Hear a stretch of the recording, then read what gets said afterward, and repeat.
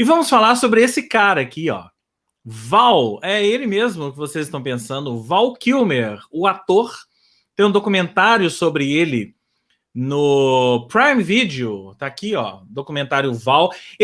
O documentário ele foi exibido primeiramente no Festival de Sundance desse ano e lá ele já teve uma repercussão bem legal. A gente estava até conversando, né? A gente falou sobre isso até no cinema, etc. A Carol até perguntou. Eu passei por esse documentário ali, mas não tive curiosidade. Vale a ida? Foi exatamente o meu sentimento. Um documentário sobre um ator, Val Kilmer. Será que vale? Aí eu dei play. Val Kilmer? Um certo Val Kilmer. Gente, eu não fazia a menor ideia da vida, obra e carreira. Obra sim, né? Obra a gente conhece, a obra do Val Kilmer, mas eu não fazia ideia da história de vida dele. Primeiro, vamos começar pelo final. O Val Kilmer teve um câncer de garganta e curou desse câncer, mas ficou com sequela nas cordas vocais. Ele não fala, ele fala, sabe aqueles aparelhos que a pessoa fala, tem que fechar a glote para poder falar, e fala com a voz meio mecânica? Ele só fala assim hoje, ou seja, encerrou a carreira. E ele estava, quando ele foi diagnosticado, ele perdeu a voz, foi diagnosticado com isso, enfim, ele estava interpretando no teatro o papel do Mark Twain, do escritor Mark Twain, que era um sonho dele, era um sonho desde a infância interpretar o Mark Twain. Ele vendeu o rancho da fazenda, ele vem de uma família rica, ele vendeu as terras da fazenda da família dele, para poder não só pagar as dívidas que ele tinha de divórcio e tudo mais, como para colocar dinheiro nessa peça, e ele pretendia levar isso para o cinema depois. Mas aí, voltando à história, o Val Kilmer é um daqueles atores, assim, sempre Caxias, né? Queria interpretar Shakespeare, Otelo, queria fazer papéis como Marlon Brando. Marlon Brando era o grande ídolo dele na interpretação. Ele acabou ficando amigo do Marlon Brando, né? No final da vida do Marlon Brando, fizeram um filme juntos, que é A Ilha do Dr. Morro. Horroroso o filme, mas horroroso. Mas ele mesmo fala que foi a oportunidade que ele tinha. Ele topou para poder trabalhar com o Marlon Brando. E aí, o mais errado legal, não está, não é, gente? Tá valendo, né, gente? Errado tá valendo, né? E aí, tem dois tipos de documentário, né? Tem aquele documentário, como a gente falou aqui, né, Fernanda, o da Elise Matsunaga, que é você colocar a câmera na frente da pessoa e a pessoa contar a sua história, né? O do Val Kilmer é o contrário, porque o Val Kilmer é um cara que, desde a infância, teve uma câmera na mão.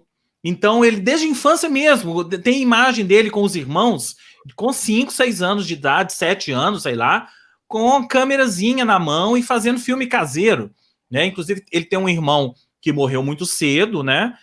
Com uma doença, não me lembro qual, e que era o gêniozinho da família, era o cara que fazia os roteiros, os filmes, filmava, editava com eles e tal. Tudo da vida dele é dedicado ao irmão. E aí, então ele gravou tudo, gente. Então você tem nesse documentário o plus a mais, além da história de vida dele, são cenas de bastidores do Top Gun, bastidores do The Doors, tem os testes que ele fez, gravou por conta própria para o Oliver Stone assistir, porque ele queria interpretar o Jim Morrison. Tem outros testes que ele fez e não foi aprovado para outros filmes, filme com Scorsese que ele fez. Estou tentando me lembrar qual foi um teste que ele faz, ele mostra lá, mas ele acaba não sendo aprovado, um papel importante. E no final das contas ele interpretou Batman também, né, que é um papel que não tinha muito a ver com ele, inclusive ele mostra isso, mas ele falou, o papel em si era difícil pra caramba, mas qual criança não sonha em interpretar Batman, gente?